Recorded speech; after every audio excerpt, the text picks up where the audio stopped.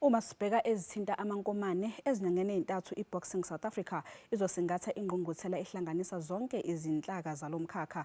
Lokhu yagcina ukukwenza eminyakeni eyishumi eyedlule. Lesimemezo senziwe uMphathi waleNhlangano uTsholofelo Lejaka eGoli. Lombuthano uzohlanganisa izinhlaka ezingaphezulu kwenkulungwane ukuzobhunga ngezingqinamba ezikhungethe lomkhakha.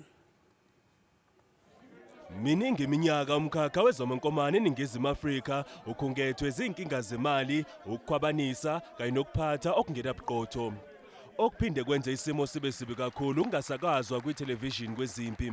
Njengamanje iziphathimandla kulomkhakha zihlela ingqungquthela ezohlonza izindlela zokuthuthukisa lolu hlobo lomdlalo. We have not had these platforms where Boxing South Africa, together with the majority of its members, spend time under one roof to talk about boxing.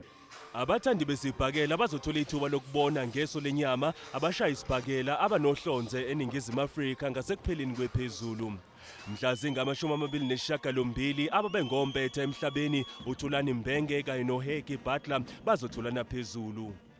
Kuzoba nenye impi ngobusuku obaziwa nge-Night of the Big Guns ezobanjelwa eVaal kumasipala waseSedibeng. Kule mpi kuzophinde kube nezinye ezimbili zabesifazane. It's high time we bring boxing to the people. We bring it at the bang because you can see it's a bang. I mean, people are surprised we're having Heki, we're having Thulani in the same bill. But as TLB Boxing Promotions, we said this is what we want to take boxing, this is what we want to give to the people, because people have been crying to say, what happened to boxing? Amatikiti alomqhudelwano aseqalile ukuthengiswa eComputer Ticket ezweni lonke.